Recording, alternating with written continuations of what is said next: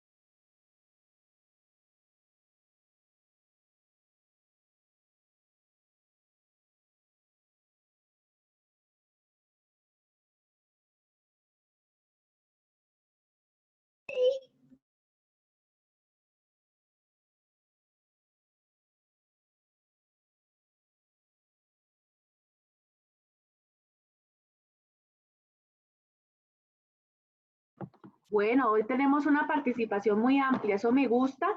Vamos a ver hasta dónde alcanzamos a llegar. Bueno, la idea es que a más tardar a las 11:30, a más tardar 11:30, ya hayamos logrado hacer la revisión de prensa, porque debemos iniciar clase. Entonces, permítanme por favor un momentico, yo miro algo aquí. A ver, 74A. El grupo para poder ubicar.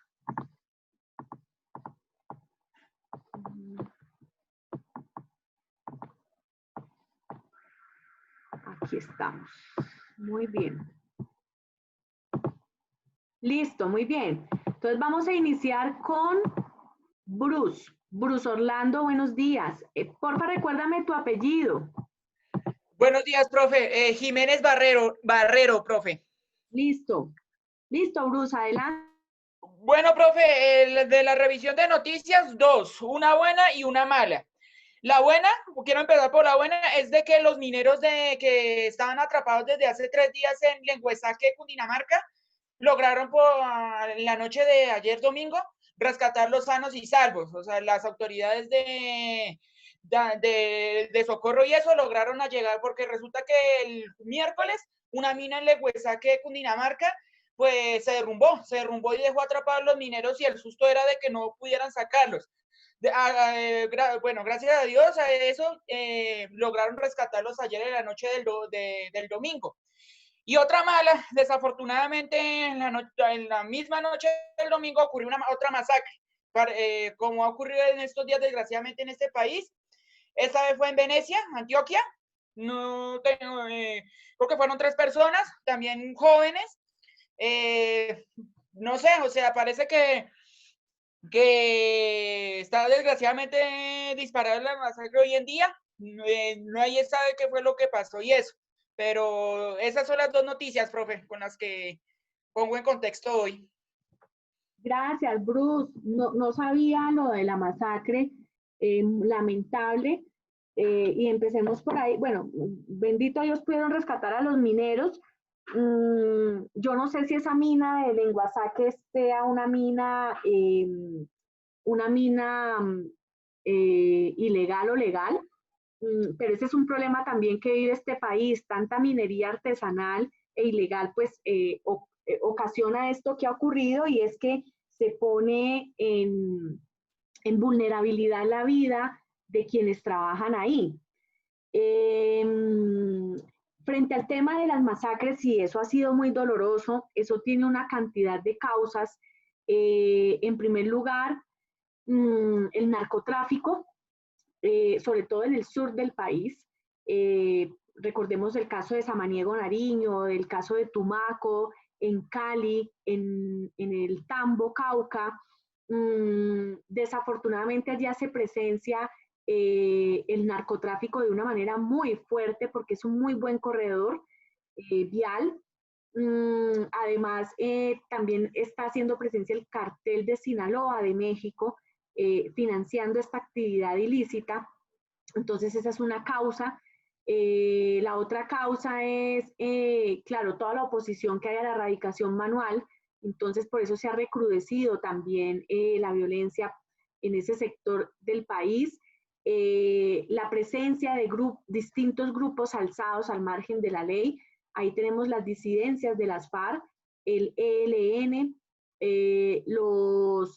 las bandas criminales disputándose por las rutas del narcotráfico, y pues a esto súmenle la falta de presencia fuerte del Estado. Entonces, son múltiples causas que originan toda esta oleada de violencia, y lo que a uno más le entristece es que los jóvenes sean los sacrificados en toda esta situación tan dolorosa, cuando pues ellos y ustedes son el futuro inmediato del país y deberían estar educándose, deberían estar construyendo su proyecto de vida de una forma lícita. Entonces es doloroso lo que está sucediendo, así es. Muy bien, vamos con Andrea Leguízamo. Andrea, buenos días. Hola, profe, buenos días.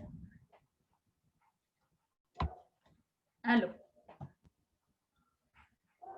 ¿Me escuchan? Andrea, sí. Bueno.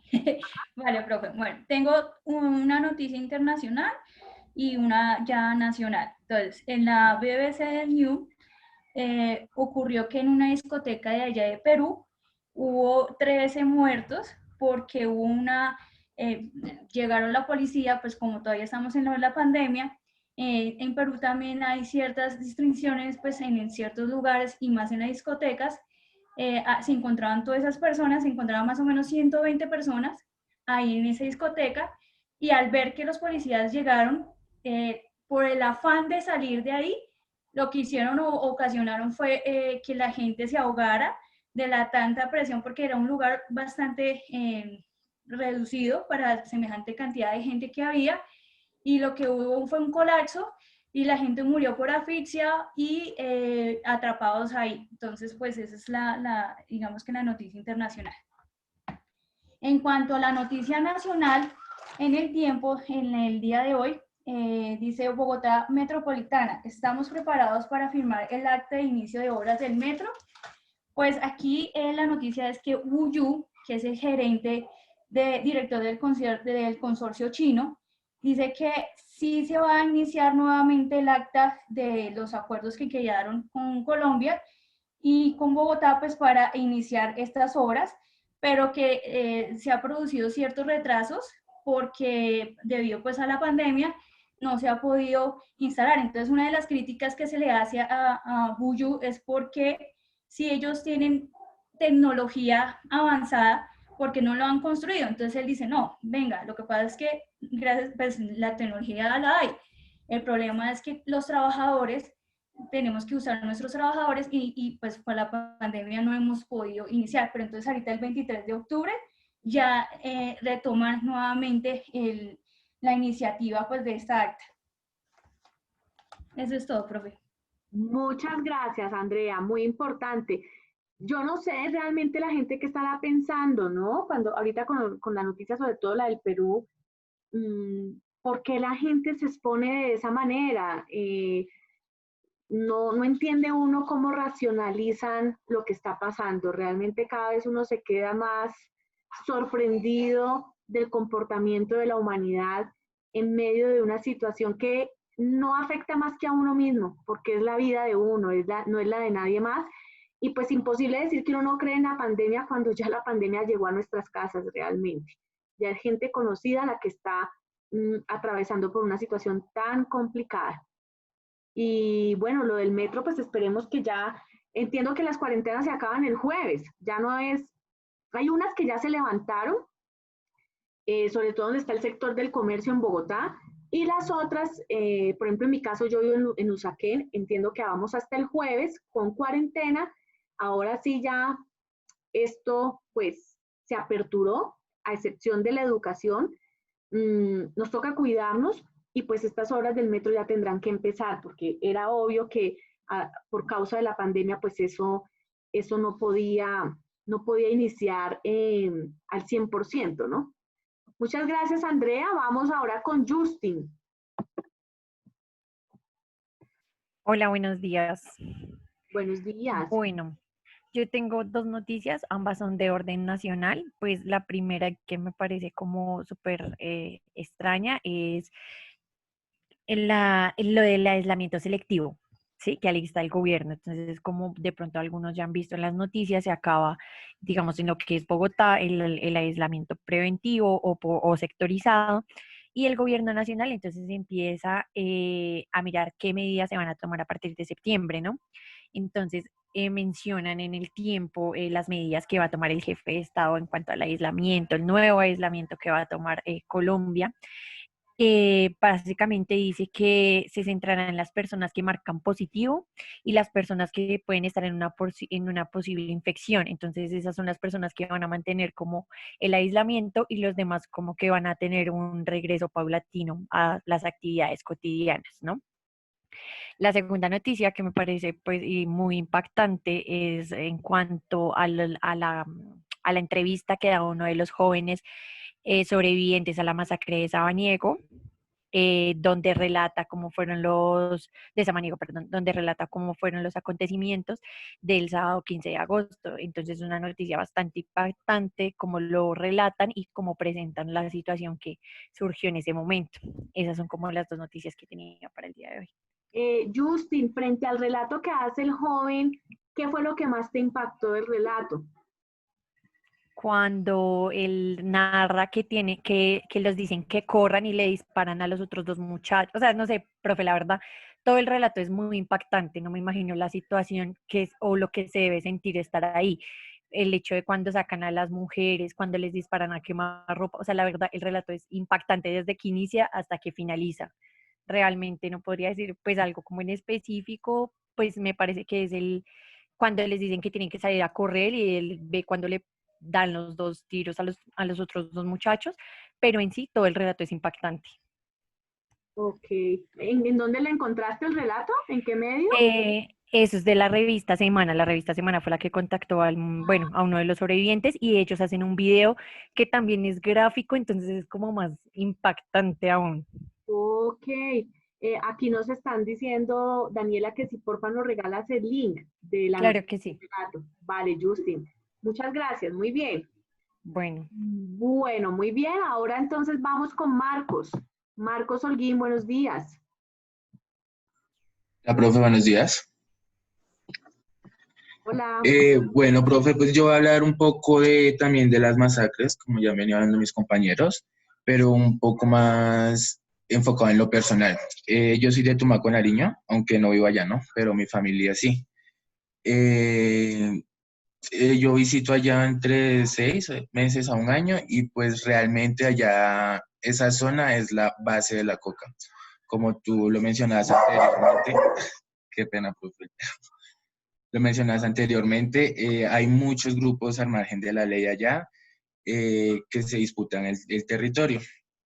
Ahora bien, las masacres que se han venido dando en cuanto a la población juvenil, yo personalmente tengo una teoría que pues hemos visto en las últimas manifestaciones en el territorio nacional, que el porcentaje más alto de la población manifestante es juvenil. Entonces lo que quieren es como sembrar ese pánico, ese terror, para que pues este tipo de manifestaciones no se sigan promoviendo en Colombia.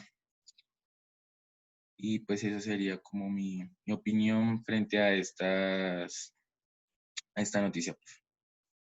Gracias, Marcos. Muy importante tu participación, porque como tú bien lo dices, tú eres tú eres de Tumaco, pero no solamente el hecho de que eres de allá, sino que eso te ha permitido conocer la realidad social del municipio, y por supuesto, pues cuando uno es de una región determinada, pues tiene como más autoridad moral para poder hablar de qué está sucediendo allá. Es desafortunado, desafortunadísimo lo que está pasando. Muchas gracias, Marcos. Muy bien. Gracias, profe. Vamos con Alejandra Navarrete. Hola, Alejandra. Buenos días, profe. Muy bien. Bueno, la noticia que yo quiero aportar el día de hoy es respecto a, pues ya fue hace más o menos como una semana, semana y media, y es respecto al TLC que hay en este momento con Israel, que entró en vigencia. Entonces, pues este tratado busca fortalecer como tal los sectores y las tecnologías para robustecer estos emprendimientos colombianos. Entonces, pues nos ayuda como a liberar esos aranceles y a generar mayor importación de diferentes productos como son, digamos, la carne, el café, las flores, las frutas. Entonces, todo este tipo de productos pues nos ayuda a generar un flujo más de dinero tanto como para el país y pues mayor tanto importación como exportación. Em, según la revista Dinero, que fue donde busqué el artículo, explican que a junio de este año las exportaciones alcanzarían alrededor de 197 millones, es decir, que incrementa un 18% versus o respecto al año anterior. Entonces, pues sí, es como un ingreso positivo estos acuerdos, ¿no? Estos tratados de libre comercio. Excelente, Alejandra. Muchas gracias. Eh, claro que sí. Lo más importante en estos tratados es que logremos hacer unos tratados equitativos, es decir, que logremos exportar lo que nosotros producimos, por supuesto, y que importemos lo que nosotros no producimos, porque la dificultad en dónde está. Cuando nosotros empezamos a importar lo que producimos, arroz, café, eso termina quebrando la industria nacional. Entonces, bueno, tocaría revisar bien los términos del tratado, pero pues es muy positivo, sobre todo si va a impulsar a esas pequeñas y medianas empresas que están buscando mercado en el exterior. Muchas gracias, Alejandra. Exacto, profe, sí, eso es más sobre todo como eso, como la implementación que se genera más que todo en la ganancia, lo que tú dices, porque pues necesitamos es una garantía respecto a eso y más que todo constitucional para que se establezcan como esos incrementos arancelarios a favor del país. Claro que sí, así es. Muy bien. Mil gracias, Alejandra. Vamos con Andrés Felipe, tal vez, Andrés Felipe Julio. Sí, sí, señora. Bueno, pues también quería alargar un poco la noticia sobre las masacres. Pues en el año se cuentan 36 que inician desde el 17 de enero con dos masacres que no sé si recuerdan, que una es en Tarazá, en el Bajo Cauca, y la otra es en Jamundí, en el Valle del Cauca. También sigue con se extienden hasta el 12 de febrero, donde asesinan a 4 campesinos en una zona rural de Cáceres, en Bajo Cauca. Y, y bueno, la cosa es que uno se da cuenta es ya cuando son muy seguidas, ¿no? Como ha venido siendo en la última semana, que ya cuatro, prácticamente una por día. Entonces hay que mirar bien desde hace cuánto se está dando esta situación y no pues quedarse con lo que actualmente se nos da, que es, como dice el gobierno, ¿cómo es que dice el gobierno? Eh, Homicidios colectivos, ¿sí? Y ya ver que realmente se tratan de una masacre. Supongo que esa sería como mi aporte a esa noticia sobre las masacres que se han venido dando, profe. Gracias, Andrés Felipe. Así es. Efectivamente, estas masacres se vienen gestando, se vienen dando, presentando en el país desde el año 2017, 2018. Inclusive al expresidente Santos también le tocó responder por esas masacres y esas muertes tan altas en líderes sociales, en campesinos, en jóvenes. Mm, y pues esto ha ido recrudeciendo porque es que definitivamente hay muchos intereses, sobre todo muchachos, lo que más, el detonante de todo esto es el tema de la propiedad de la tierra, porque está haciendo restitución de tierras y eso genera una violencia enorme. Y lo otro es el narcotráfico. Entonces, son dos factores que nos tienen azotados. Son unos episodios muy tristes y, y, pues como lo dice Andrés Felipe, efectivamente, pues esto ha sido más visible porque desafortunadamente ha sido mucho más seguido, pero pues ahí tenemos a la ONU encima de nosotros.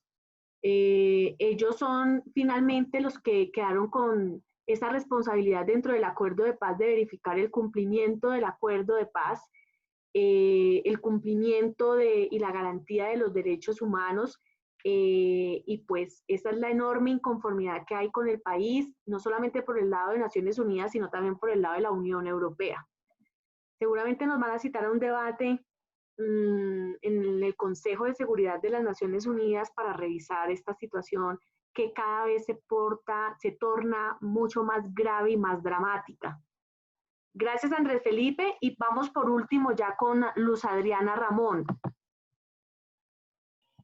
Sí, hola, buenos días. Bueno, yo tengo dos noticias hoy. Una es nacional y la otra es internacional. La nacional hace referencia a que, pues digamos que durante la pandemia se ha, pues como que ralentizado o se ha dejado de usar mucho el dinero en efectivo. Pues ya las personas no tienen que ir directamente al cajero a retirar el dinero, sino empiezan a utilizar tarjetas de crédito o débito, o no sé si de pronto han escuchado de las tarjetas Amóvil, que uno no necesita tener afiliación con algún banco, y lo único que hace uno es recargar dinero a esa tarjeta y se pueden hacer compras online. Entonces dicen que pues no solamente durante la pandemia, sino desde tiempo atrás ya como que Colombia ha empezado a utilizar los medios de como si el e-commerce o la e-money, o sea, moneda digital, para poder realizar sus compras. Entonces yo no sé si quizás esto como que ayude a reducir un poco como no recuerdo cómo se llama, los asaltos que hacen las personas cuando no saca dinero de los cajeros. Ajá, sí. Eso, bueno, eso, es que no me acuerdo el nombre. Quizás ayude, eso, los fleteros. Quizás ayude a reducir un poco eso, pero también no sé si de pronto pueda generar pues los delitos digitales, entonces que uno le roben quizás las cuentas y eso. Entonces, es como la noticia que tengo. Y la internacional, pues se dice que, digamos, Corea del Sur era uno de los mejores países en cuanto a la gestión del coronavirus. Sin embargo, en estos últimos días, pues los casos se han incrementado de una forma pues como superior. Ya van creo que 266 nuevos casos y creo que ya cumplen casi como 100.000, 5.000 casos más o menos. Digamos que esto se ve principalmente porque las iglesias protestantes de ese país pues están haciendo como, sí, sus reuniones así ya como no online como lo había decretado antes el gobierno, sino ya o sea, que las personas vayan. Entonces esto está generando que los casos sigan y sigan aumentando. Además de que incluso pues Corea nunca impuso como una cuarentena obligatoria, sino solamente era como le decía a la población que se absteniera de ir a lugares públicos, y ahora pues últimamente está ya prohibiendo como, está generalizando, bueno, no mentira, está decretando que el uso de tapabocas sea obligatorio en lugares públicos y está reduciendo pues como esa acumulación de gente en ciertos lugares, porque incluso uno a veces ve imágenes no sé, en Facebook o en YouTube, cosas así, y uno ve que, digamos, en los bares están abiertos, restaurantes, como negocios de gran afluencia de gente siguen abiertos y las personas pues van de forma normal. Y pues esas eran como las dos noticias que tenía. Gracias, Luz Adriana. Sí, lo que tú dices es verdad frente al tema de que ya no se está utilizando dinero en efectivo. Eh, claro, así y hacia allá vamos, hacia una economía digital. De hecho, ya estamos en una economía digital porque cada día se fortalece más. El problema allí sí es el tema de los delitos electrónicos, como tú bien lo manifiestas. Y yo creo que el país tiene que avanzar legislativamente en ese asunto. Nosotros como que no tenemos un muy buen capítulo, sobre todo en el Código Penal, que penalice esos delitos. Y ahora estamos más expuestos que nunca porque como además todos estamos trabajando desde nuestras casas, pues nosotros utilizamos es nuestro PC para hacer todo ese tipo de transacciones y pues uno en la casa no tiene los sistemas de seguridad que sí tiene la empresa, por ejemplo. Entonces, hay que tener mucho cuidado con eso. Y bueno, ese es como el reto también que queda de esta pandemia frente a los delitos electrónicos. Y frente a lo otro, pues claro, eh, si nosotros no asumimos la apertura de todos los sectores con responsabilidad, pues el rebrote va a ser peor que el primer brote. O sea, es decir, claro, el gobierno tiene que restringir, hacer muchas restricciones porque ya las aglomeraciones es lo que hay que evitar. El uso del tapabocas sí tiene que ser obligatorio. Por allá en España como que estaban haciendo manifestaciones que porque no querían usar más el tapabocas, que eso era una mentira lo de la pandemia, que era una imposición, que era una dictadura, en fin, pero realmente pues la evidencia lo que está mostrando es que sí toca usar el tapabocas sí o sí para poder evitar el contagio, tener la distancia social. Es una realidad, es que lo hemos vivido en nuestras casas. Yo también aquí lo he vivido con familia por el lado de mi padre. A una tía le dio coronavirus, no fue muy duro, pero le dio, los síntomas los tuvo, ya salió adelante con eso. Otra persona muy allegada a mí se murió de coronavirus. Entonces, esto es una realidad y si nosotros no nos disciplinamos socialmente, va a ser muy difícil porque ya la economía no puede estar cerrada. Ningún país del mundo aguanta con la economía apagada. Así que en este momento, pues todo recae en la responsabilidad individual. Ya el tema de las cuarentenas dejó de ser la decisión y la discusión principal porque pues ya no es viable. El tema es la disciplina absolutamente individual. Y vamos por último con Jefferson y empezamos clase. Entonces, Jefferson, te escuchamos. Buenos días. Buenos días, profe. Bueno, la noticia que traigo a colación es de tipo internacional. Es un mega concierto que se vivió en Wuhan el pasado sábado 15 de agosto. Pues hicieron ese concierto gracias a cifras muy bajas. Ya prácticamente en Wuhan no se presenta ningún caso desde el mes de mayo, según lo afirmó la Organización Mundial de la Salud. Sin embargo, en China, o sea, en el resto, sí ya van alrededor de 90.000 casos confirmados. Em, Igual tuvieron ciertas restricciones o precauciones en ese concierto, pero pues igual no deja de haber mucha aglomeración de gente. El concierto que llevaron a cabo solo abrieron las puertas para el 50% de la capacidad, fue en un parque acuático. Y pues así como hay personas que apoyaron la idea porque lo vieron como una esperanza de que ya esta cuarentena o este virus está acabando, hay mucha gente que sí pues lo vio con ojos de mucha indignación, porque dicen que pues fue de donde surgió el virus y que pues ellos ya están celebrando y pues todo el resto de población mundial sí, pues seguimos en las mismas. Así es. Sí, qué maluco eso, ¿no? Bueno, no sé. Yo no sé ni cómo interpretarlo, pero sí, sí dice uno, hombre, nosotros en estas restricciones tan serias, y pues ellos sí ya están en concierto, no sé cómo interpretarlo, la verdad. Eh, bueno, no sé, sí, bueno, si podían hacerlo, pues sí, que lo hubieran hecho.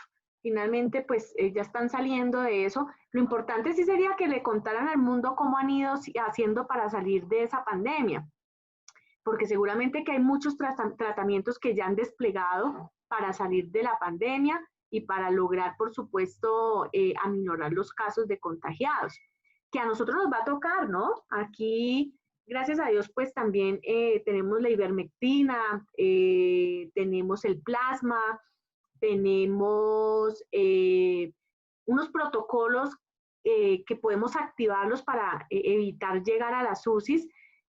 Está también la citromicina cuando uno sienta algún tipo de infección, de fiebre. La aspirina, la aspirineta chiquita que permite que no se formen coágulos en la sangre y que haya una mayor fluidez en la circulación. Entonces, pues nos toca cuidarnos así porque ya no nos queda de otra. Y evitar las aglomeraciones. Lo único que, por supuesto, no va a entrar en apertura es la educación, porque pues es muy difícil garantizar que no se contagie nadie cuando, por ejemplo, en este momento somos 39 personas, todos imagínense metidos en un salón, físicamente hablando, pues no es posible, por lo menos mientras el virus esté tan vivo y tan vigente como está en este momento. De hecho, se habla de un rebrote en noviembre, no sé, eso han dicho los científicos, que en Colombia va a haber un rebrote en noviembre. Esperar a ver si hay disciplina social de verdad para que esto no vaya a ser peor que el primer brote que ya vivimos. Bueno, muy bien. Muy bien, muchachos. Entonces, ahora sí vamos a dar inicio a la clase. Vamos a empezar hablando sobre historia de Colombia. La clase pasada habíamos hablado sobre la historia como ciencia y por qué era importante la historia como ciencia social. Mira, en un momentico yo reviso aquí algo rápidamente.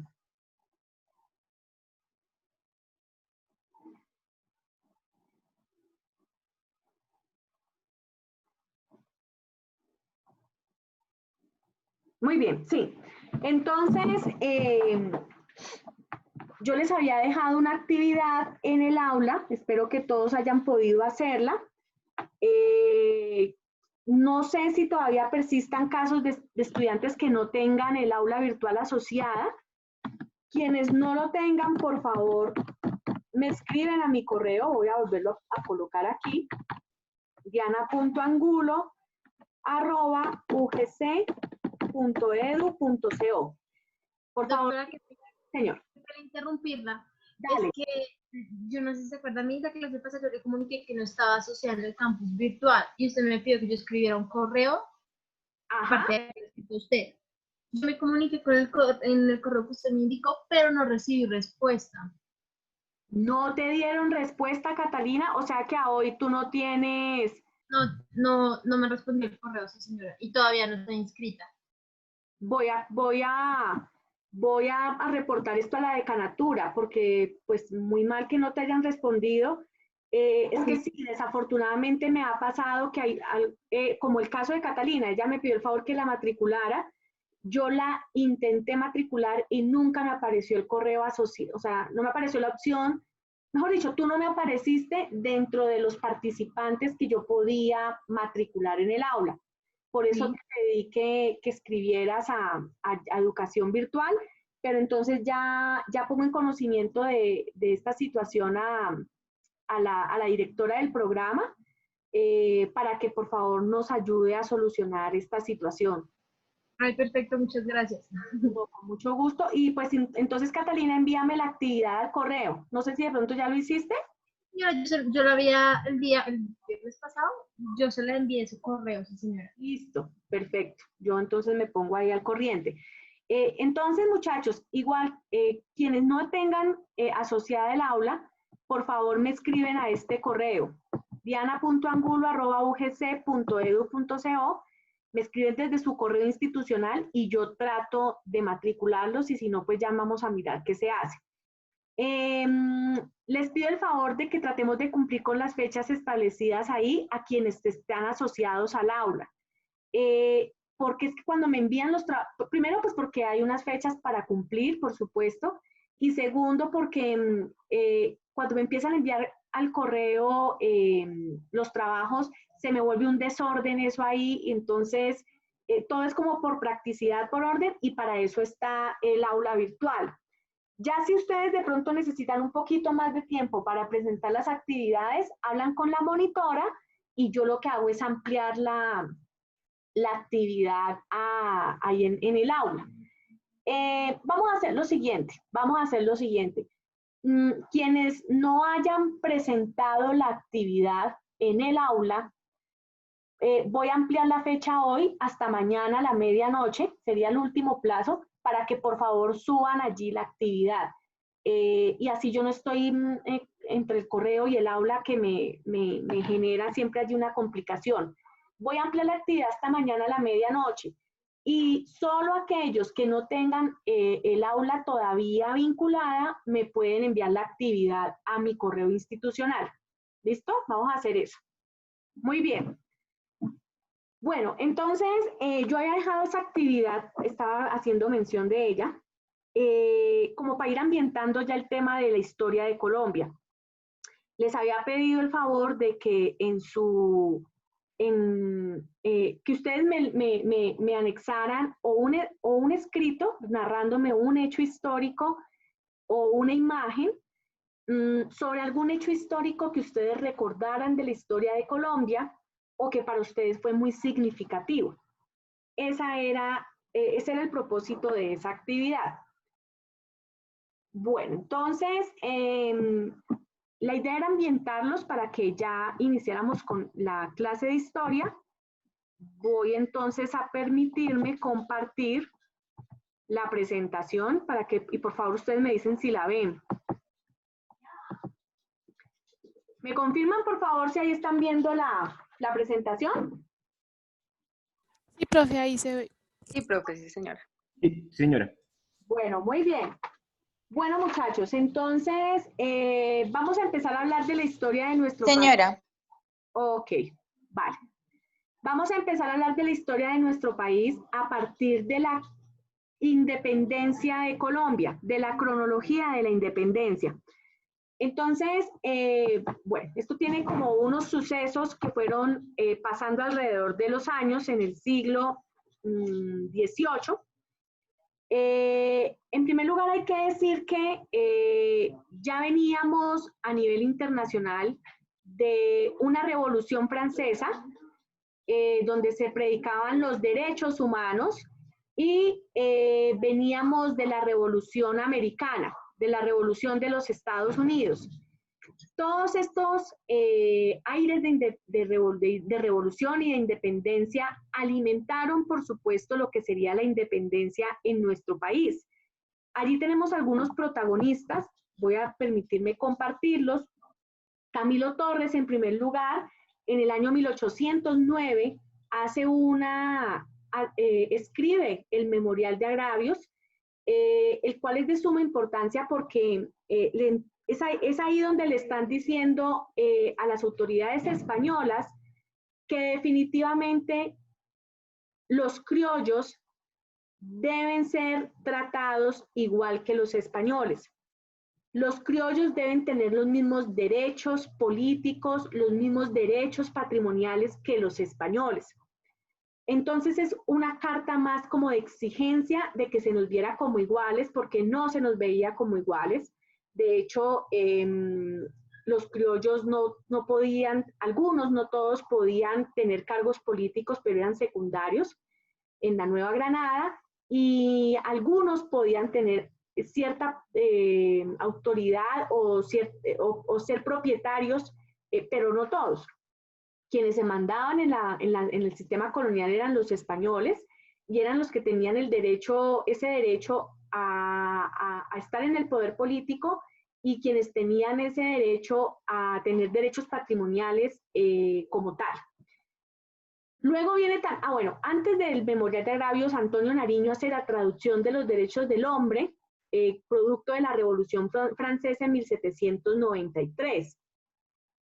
Entonces, empiezan todos estos protagonistas a alentar la causa de independencia de Colombia. De ahí que entre 1808 y 1810 se comenzaran a escuchar voces que exigían juntas de gobierno. Es decir, juntas de gobierno de las distintas provincias que hacían parte del virreinato de la Nueva Granada, juntas de gobierno que tenían como propósito que cada provincia se autodeterminara, se diera su propio autogobierno y se zafara de ese yugo español.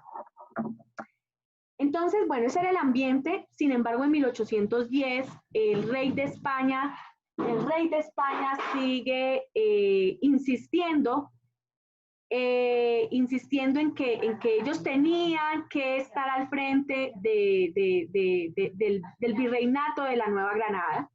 Es así como entonces se instala la Junta Suprema Central en 1810 y el Consejo de Regencia de España nombra a Antonio Amar como presidente de esa Junta Suprema.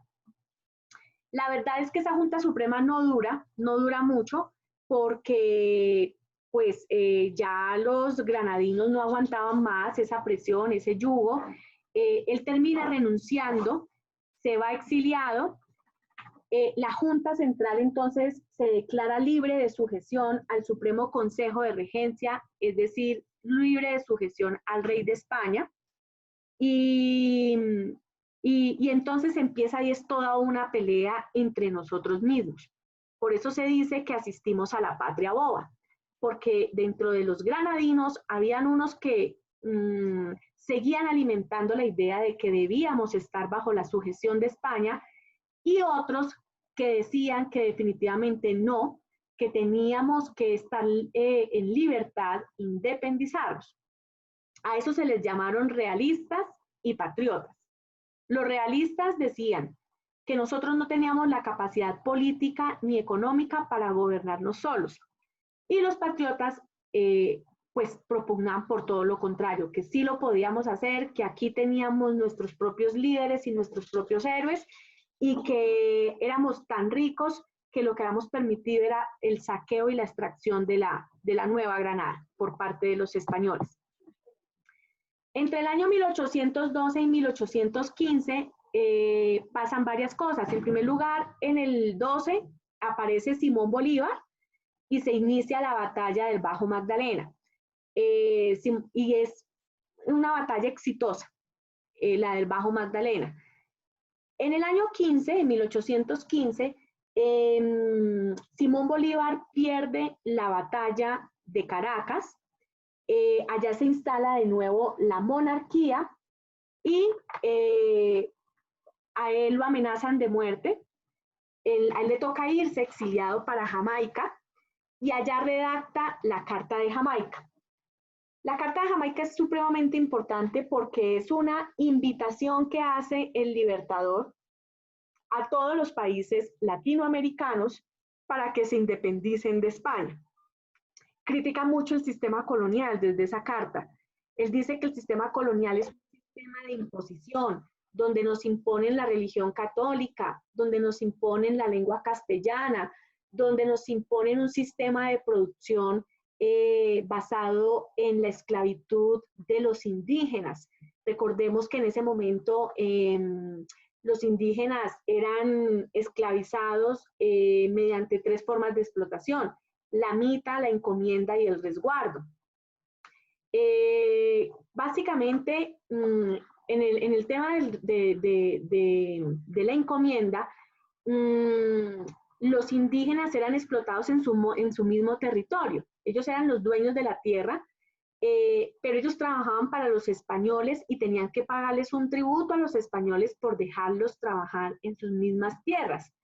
En el tema de la mita más cuestionada fue la mita agraria, la mita agraria no, la mita minera. Desde ese tiempo, pues ya ejercíamos la minería y los indígenas eran explotados en esas minas bajo unas condiciones infrahumanas, donde muchos perdieron la vida porque no resistieron las condiciones laborales bajo las cuales trabajaban. El clima que hay debajo de esas minas, el no tener la indumentaria adecuada, las excesivas horas de trabajo, todo eso aunado pues a los virus y a las bacterias que trajeron los españoles, fue lo que logró en últimas que se extinguieran los indígenas en nuestro país. Muy bien. Bueno, entonces, dije todo eso porque esa era la crítica que hacía Simón Bolívar en la Carta de Jamaica, una crítica al sistema colonial que se basaba en esas imposiciones y en ese sistema de explotación. Posteriormente, pues viene ya entonces la real independencia que se da con las batallas del Pantano de Vargas y la batalla de Boyacá, el 7 de agosto, culminando esta, pues el 7 de agosto de 1819. En esas batallas logramos ganarlas porque Simón Bolívar y el general Santander unieron fuerzas. Y después llega el coronel Rondón, a quien le dicen esa frase célebre, salve usted la patria, llega con un cuerpo de patriotas provenientes del Meta a reforzar estas batallas. Aquí quiero compartir con ustedes un video muy ilustrativo que nos da como detalles de cómo fueron esas dos batallas. Permítanme, por favor.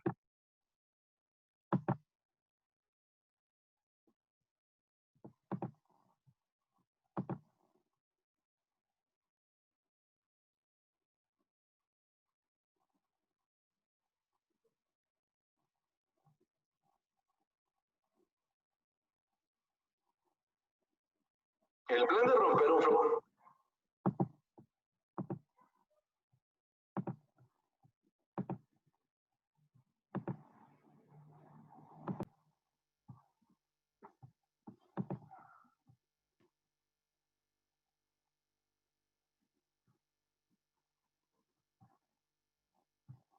Florero y armar un tierrero para luego dar el grito de la independencia había sido todo un éxito.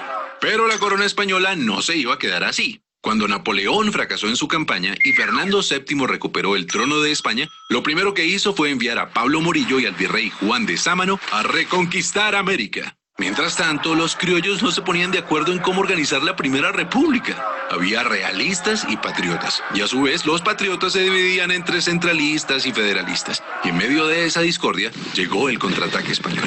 Durante la reconquista murieron grandes personajes y los patriotas que sobrevivieron se fueron a resistir al Casanare. Y también al mismo Casanare llegó Simón Bolívar. Su lucha por la independencia ya llevaba años. De hecho, él estaba en Londres en una misión diplomática cuando ocurrió el grito de independencia de 1810. Y fue en 1819 que unió fuerzas con Santander para liberar la Nueva Granada. Y sí, el 11 de junio, en medio del invierno y después de atravesar el vasto llano, Bolívar y Santander se reunieron en Tame, a orillas de la Cordillera Oriental. La idea era simple: formar un solo ejército patriota con más de 2.500 almas y atacar al poderoso ejército realista al mando del general José María Barreiro. El plan era lo complicado. Había que llegar al centro del país sin ser vistos. Y para ello, la única opción era una odisea: escalar la Cordillera Oriental hasta el páramo de Pisba a 3.500 metros de altura. Eso sí, antes de emprender el ascenso había que tomarse un puesto de vigilancia en las Termópilas de Paya, la primera victoria. Por supuesto, ni el ejército ni los caballos estaban acostumbrados a escalar montañas y muchos murieron en los peñascos. Pero el heroico plan funcionó y el 5 de julio la vanguardia patriota alcanzó el poblado de Socha. Por suerte no había realistas por ahí. En cambio, la gente de Tunja vino a recibirlos con comida, mantas, ropas y cuanto pudieron ofrecerles. Y después de un merecido descanso, comenzaron las batallas. El 11 de julio, a la salida de Gámeza, ocurrió el primer choque. Ambos ejércitos terminaron por replegarse, pero Barreiro notó la furia de los que antes llamaba andrajosos y empezó a defenderse de Bolívar, quien ganó la iniciativa a punta de astucia y conocimiento estratégico. Los patriotas avanzaron en Tasco, Beteitiva y Serinza. Cuando Barreiro vio que llegaban patriotas por el valle de Duitama, se sintió rodeado y el 17 de julio abandonó su cuartel en Tópaga para ir a pertrecharse en Paipa y tratar de prender alarmas en Santa Fe. La iniciativa estaba del lado de los patriotas y en la madrugada del 25 de julio, un día después del cumpleaños de Bolívar, el ejército patriota decidió lanzar el siguiente ataque. Sin embargo, cruzar el río Sogamoso en invierno no era fácil, y eso le dio tiempo a Barreiro de ubicar sus tropas en los terrenos más altos, los cerros del Picacho y el Cangrejo, desde donde se domina todo el pantano de Vargas. Los patriotas quedaron en desventaja entre el río y el ejército realista que los esperaba. Era una guerra a muerte. El combate del pantano empezó a las 10 de la mañana y fue el más sangriento. La infantería patriota con Santander al mando trató de tomarse el cerro del Picacho 4 veces, pero siempre debía retroceder hasta la quebrada de Varguitas. Al ver a su enemigo debilitado, Barreiro clavó la bandera española en el cerro y gritó: ¡Viva España! ¡Viva el rey de España! Y se lanzó a toda carga contra los patriotas. Bolívar dijo: se nos vino la caballería encima y se nos perdió la batalla. En esas apareció el coronel Juan José Rondón, un intrépido llanero seguido de 14 jinetes, y le dijo a Bolívar: mi general, ¿cómo vamos a perder si nosotros no hemos peleado? Y pidió una última oportunidad de atacar. Bolívar contestó: coronel Rondón, salve usted la patria. Al oír eso, Rondón y sus hombres se transformaron en centauros y se lanzaron contra el escuadrón realista. Y esos 14 jinetes cambiaron el rumbo de la batalla decisiva en la campaña libertadora. Barreiro comprendió que estaba en desventaja y comenzó a retroceder por Sogamoso hacia Santa Fe. Pero Bolívar sabía que los realistas querían unir fuerzas con el virrey Sámano, así que en medio de la noche, sin prender ni una lumbre, partió hacia Tunja con la intención de cortarles el paso. Y llegó la mañana del 7 de agosto de 1819. Desde el Alto de San Lázaro, en Tunja, Bolívar y el jefe del Estado Mayor habían observado los movimientos del ejército realista. Bolívar se adelantó hasta el puente de Boyacá. Gracias a eso logró ubicarse mejor y esta vez dividió en dos a los realistas, que habían dejado una brecha entre el grueso del ejército y la vanguardia. A las 2 de la tarde, el desprevenido jefe de la vanguardia realista pensó que era un buen momento para almorzar, cuando por su espalda vio llegar a los primeros jinetes patriotas. Al principio creyó que era solo un puñado y quiso perseguirlos, pero pronto quedó asombrado. Entre la niebla vio aparecer la tropa patriota en formación de combate. Durante la batalla, Bolívar se ubicó en lo alto, en la Casa de Teja, para controlar los movimientos desde ahí. A las 3 de la tarde la pelea era intensa, pero los patriotas estaban comunicados entre sí, mientras que los realistas seguían divididos. El general Santander hizo retroceder a la vanguardia realista hasta el otro lado del puente de Boyacá, donde los patriotas los esperaban. Y aunque el grueso del ejército de Barreiro atacó, otra vez Rondón y sus lanceros embistieron sin miedo, de frente y por el centro.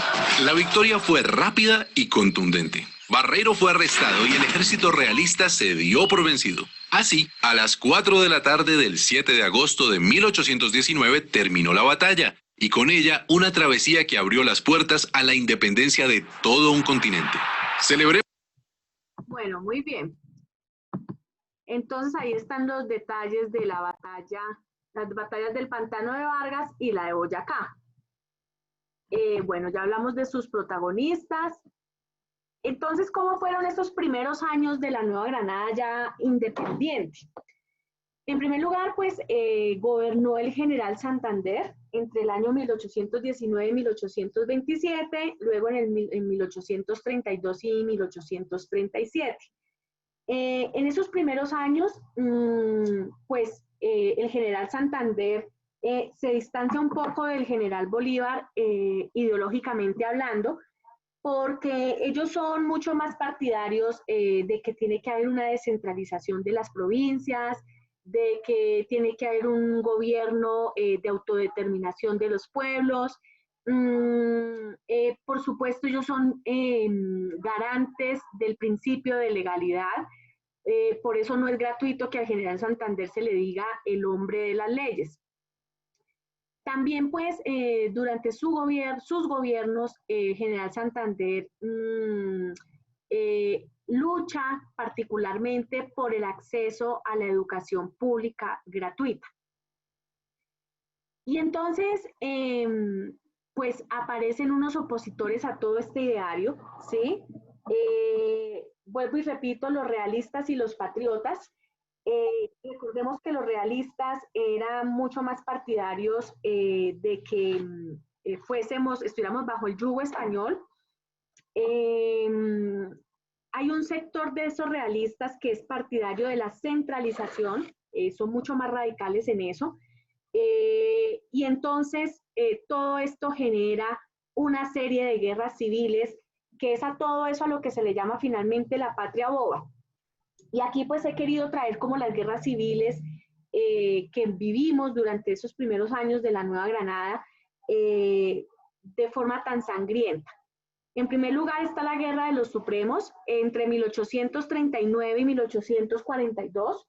La Guerra de los Supremos es una guerra que se da porque el gobierno de ese entonces de José Ignacio Márquez sanciona una ley que ordena suprimir aquellos conventos que tienen menos de 8 religiosos. Él propone que esos conventos se supriman y que esos conventos deben ser convertidos en escuelas públicas. Entonces esto genera todo un conflicto con los conservadores de la época, quienes tenían claro que había que seguir formando religiosos en la religión católica, que ese proceso evangelizador no podía parar y que si suprimían conventos, pues esa formación se iba a diluir en el tiempo y serían menos quienes hicieran parte de ese proyecto evangelizador. Luego viene la Guerra del Medio Siglo, en 1851. Aquí ya tenían vida los partidos políticos, el Partido Liberal y el Partido Conservador. Y esa guerra se da entre los terratenientes conservadores y los liberales, los partidarios del Partido Liberal. Y se da por una ley que se expide en ese entonces, aboliendo la esclavitud. Los conservadores no estaban de acuerdo en que se aboliera la esclavitud. Habían utilizado por años a los esclavos afrodescendientes para lograr aumentar el capital de sus latifundios, hacer productivos sus latifundios, y les parecía inconcebible no tenerlos como propios. Esto pues genera toda esta guerra. Finalmente pues se prohíbe la esclavitud, pero en Colombia sigue en ese momento teniendo vigencia la esclavitud ilegalmente, y pues hoy en día también seguimos siendo esclavos, sino que esta es una esclavitud moderna, propia pues sobre todo ese sistema económico tan neoliberal, pero bueno, eso lo vamos a ver más adelante. Luego viene la Guerra de los 1000 días. Esa es una de las guerras más largas que ha vivido nuestro país, entre 1899 y 1902. Todos saben que esa guerra se da entre esas dos facciones, el Partido Conservador y el Partido Liberal, por tratar de imponer sus ideas, que ya las vamos a ver a continuación, por tratar de acceder sobre todo al poder político de este país. Por eso es que después de esta sangrienta guerra es que se hace un acuerdo denominado Frente Nacional, que también lo vamos a analizar más adelante. Entonces, en medio de todo esto, surgen los dos partidos, el Partido Conservador y el Partido Liberal.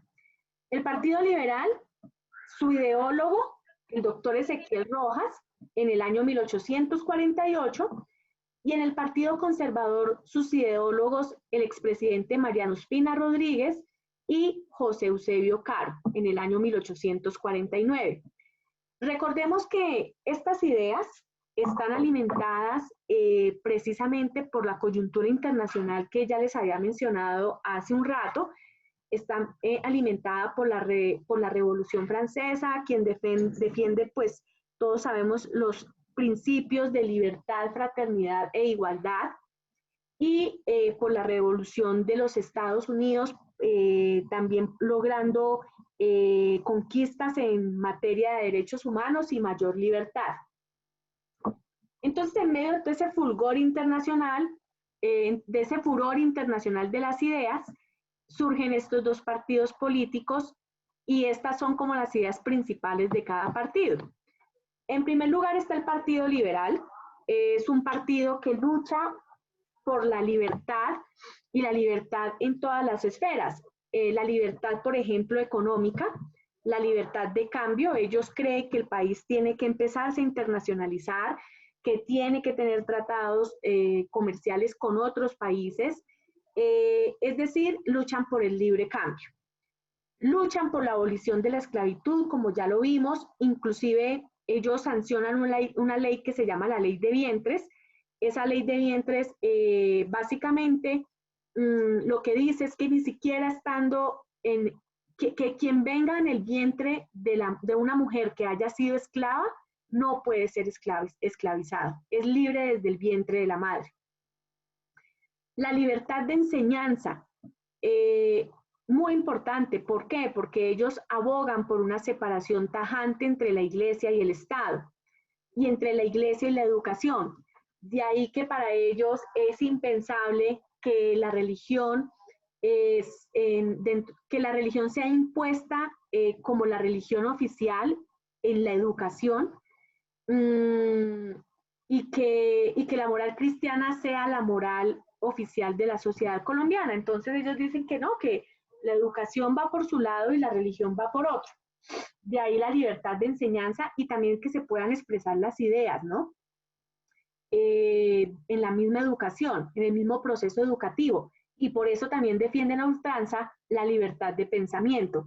Esa libertad de pensamiento que nos permite leer la realidad desde distintos puntos de vista, esa libertad de pensamiento que nos permite promover las ideas desde el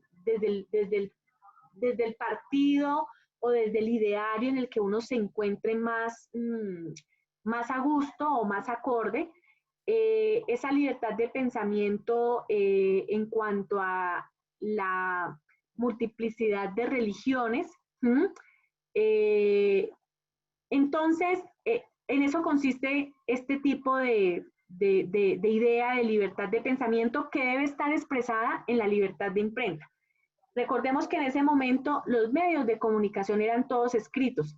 Entonces, por ende, si hay libertad de pensamiento, pues había libertad para escribir en esos medios oficiales de la Nueva Granada. También luchan por una repartición mucho más equitativa de la tierra. Por ende, hablan de expropiación y liberalización de tierras improductivas. Para los liberales era inconcebible que una persona tuviera tantas extensiones de tierra y que además de todo fueran improductivas. Que si no cumplían una función social, bien fuera fomentando la agricultura, fomentando la ganadería y por supuesto generando trabajo para los campesinos, pues que esas tierras había que expropiarlas porque había que ponerlas a producir, básicamente. También el Partido Liberal se destaca por defender la idea del matrimonio civil. Para ellos no solamente el matrimonio católico era válido, y el divorcio como una situación muy normal dentro de la sociedad colombiana, que no había que verlo como un pecado, como un sacrilegio, sino como una situación que se presenta por incompatibilidad de caracteres y que pues debe ser visto como algo muy común y corriente en la sociedad. Luego viene el Partido Conservador. El Partido Conservador sí es mucho más defensor de la propiedad privada, mucho más defensor del latifundio. Se dice que si alguien tenía un latifundio como propiedad, pues su deber es seguirlo, seguir bajo esa propiedad. También defienden la herencia de la propiedad privada. Defienden, por supuesto, esa unión muy estrecha entre la Iglesia y el Estado. Para ellos, vuelvo y repito, la religión católica debía ser la religión oficial, la moral cristiana y la moral religiosa tenía que ser la ética de la educación, y por ende también entonces se habla de una educación, de una estrecha relación entre la educación y la religión.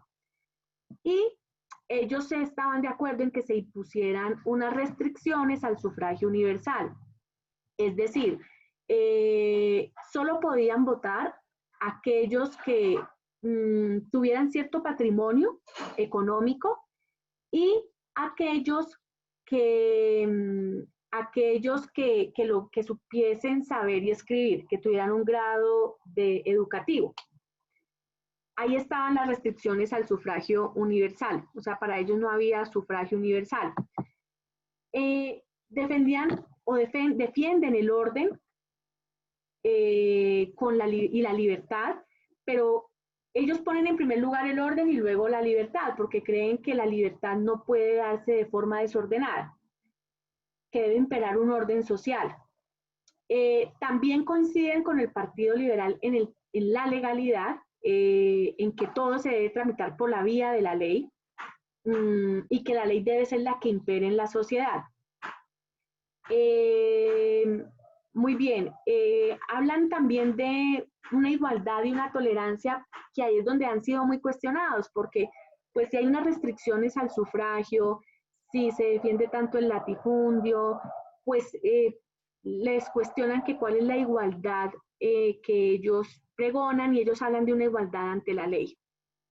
Y una tolerancia frente a la diversidad, pero pues también se lo cuestionan porque pues si la moral cristiana es la que debe imperar, pues muy seguramente quienes no estén dentro de ese catolicismo pues no son vistos con buenos ojos desde este punto ideológico como es el conservatismo.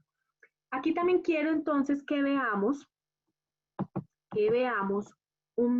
dos videos cortos que nos hablan sobre precisamente esa ideología conservadora y esa ideología liberal. Permítanme, por favor.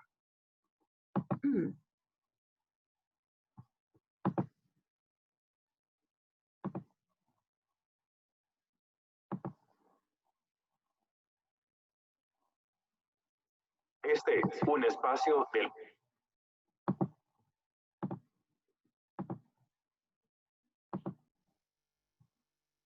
Partido Conservador Colombiano. Hoy, los orígenes del conservatismo colombiano. ¿Cuándo se creó el conservatismo colombiano? Hacia 1837 se conformó un movimiento político alrededor de la figura de José Ignacio de Márquez y fue conocido como los republicanos moderados. No existía un programa, pero se les reputaba como creyentes católicos, partidarios de la autoridad y del orden. En 1840 se inició una guerra civil que ayudó a perfilar a los futuros partidos. En 1843 se aprobó una constitución que sentó las bases de una república unitaria, con gobierno central fuerte, base de la estabilidad democrática. Fue Bolívar el fundador del Partido Conservador. En muchos temas, el Libertador fue el inspirador del pensamiento conservador, el realismo político contra la teoría, su rechazo al federalismo y el apoyo a la creación de una república unitaria, la defensa de la religión, el apoyo al orden, logrando mediante gobiernos fuertes y estables la aplicación estricta de la Constitución y la ley, la necesidad de fortalecer a los municipios y la descentralización del poder. ¿Fue Santander opuesto a las ideas conservadoras? En algunos aspectos Santander pensaba como conservador, por ejemplo, en la defensa del orden jurídico, la necesidad del gobierno central y de la autoridad. Santander no tenía las ideas liberales de don Florentino González, no la de Vicente Azuero, pero por sus enfrentamientos con el Libertador fue constituyendo un grupo de amigos que más tarde crearon al Partido Liberal. ¿Quiénes fundaron el Partido Conservador? Aun cuando ya existía un movimiento político que los enemigos denominaban los godos, no se había escrito un documento que resumiera el pensamiento de esa agrupación. Mariano Espina Rodríguez y José Eusebio Caro elaboraron un documento que denominaron Programa Conservador de 1849 y que apareció en el periódico La Civilización. Más que un programa, lo que ellos concibieron fue un verdadero manifiesto que contenía el ideario fundamental del conservatismo colombiano. Conservatismo colombiano. Muy bien, y vamos a ver el Partido Liberal.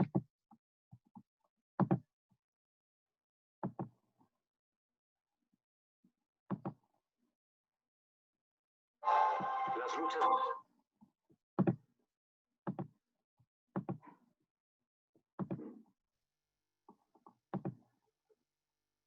De independencia, el reconocimiento del Estado, del sentimiento de patria, la defensa de la libertad, la búsqueda de oportunidades, de la preservación de la vida y la libre expresión, de